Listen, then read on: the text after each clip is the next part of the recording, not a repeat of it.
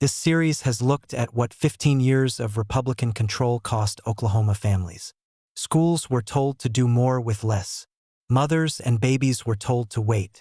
Rural hospitals were told to hang on. Working families were told prosperity was just around the corner.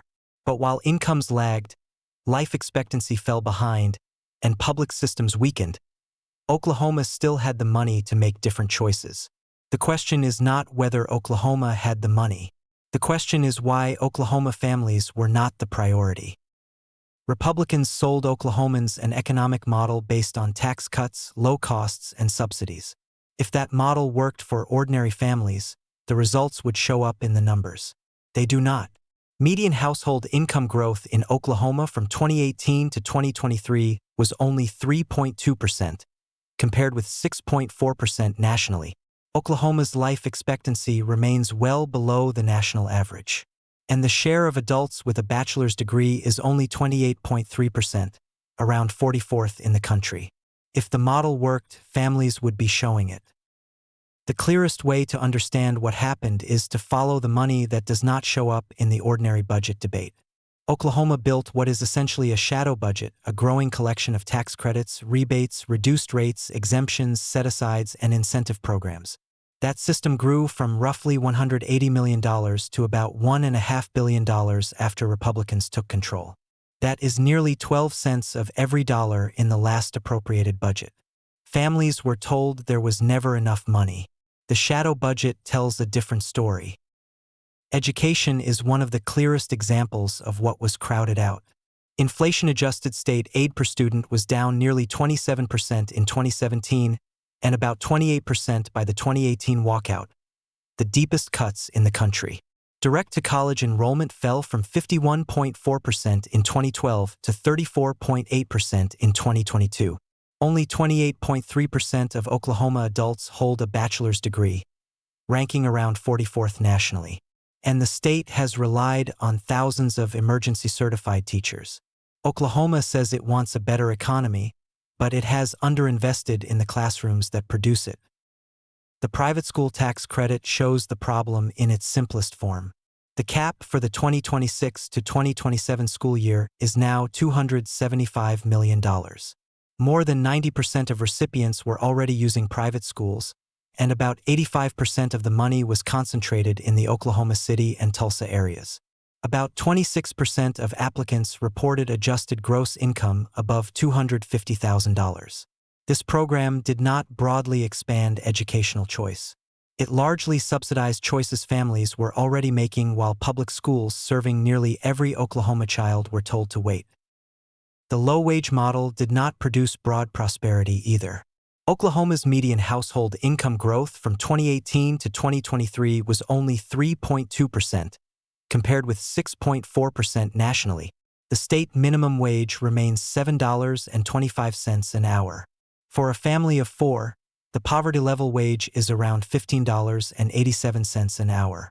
The cutoffs for public assistance are not far below what many working Oklahomans earn. Too many families are still one car repair, one medical bill, or one rent increase away from trouble. That is not prosperity. That is a fragile economy. Health is where policy failure becomes impossible to hide. Life expectancy in Oklahoma is about 73.8 years, well below the national figure of 77.5. Infant mortality is 7.1 per 1,000 births, about 341 infant deaths in 2023. Maternal mortality remains far too high, and Sooner Care paid for nearly 60% of Oklahoma births. When a state says it values life and families, these are the numbers that show whether it means it. Oklahoma families needed investment. They got slogans and delay. The Taxpayer Endowment Trust Fund sounds responsible at first glance. Save money, build a fund, and let the returns grow over time. But Oklahoma is not governing in theory. It is governing in a state with underfunded schools, fragile rural hospitals, unaffordable child care, and family incomes that lag the nation. The fiscal year 27 set-aside alone is $200 million. Combined with the private school tax credit cap, that is about $475 million. And under earlier modeling, the fund would not become truly significant until around 2129. That is a long wait for families who need help now. Oil and gas has been central to Oklahoma's economy for generations, and a serious review does not need to deny that. But respecting an industry is not the same thing as granting every tax preference forever. Horizontal drilling is no longer experimental technology. It is the industry standard. So the question is simple. Why has the legislature not fully rescinded the remaining 2% gross production tax incentive for horizontal drilling that the Oklahoma Tax Commission estimated cost the state about $174 million in 2024?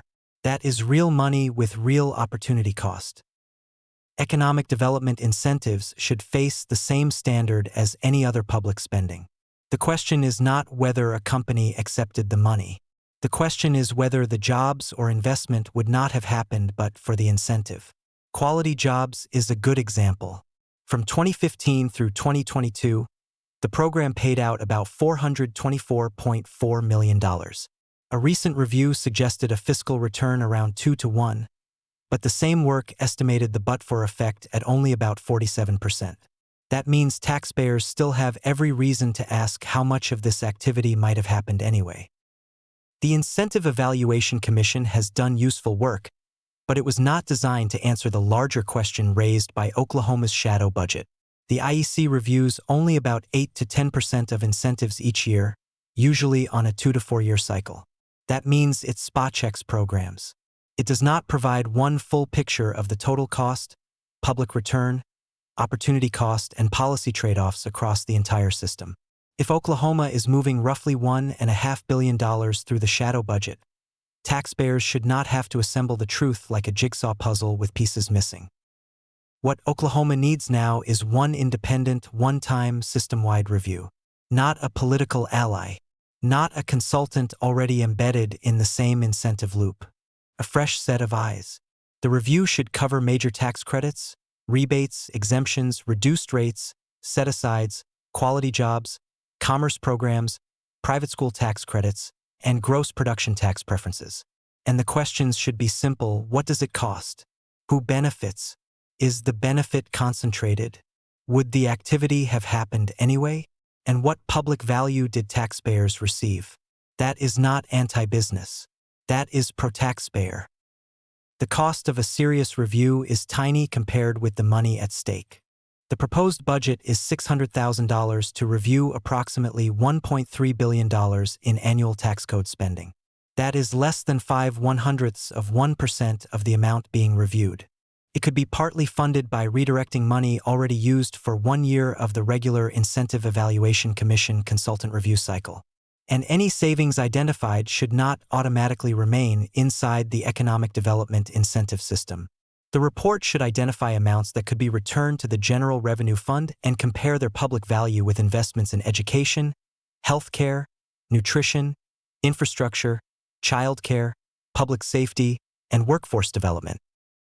For years, Oklahoma families were told the state could not afford what they needed. But while schools, hospitals, childcare, wages, nutrition, rural communities, and public safety were asked to wait, the shadow budget kept growing. Tax cuts were protected. Credits were protected. Rebates were protected. Reduced rates were protected. Set-asides were protected. Incentives were protected. What was not protected was the future of ordinary Oklahoma families. That is why Oklahoma now owes taxpayers a full answer. If a program works, prove it. If it partly works, reform it. If it does not work, end it. Prove it, reform it, or end it.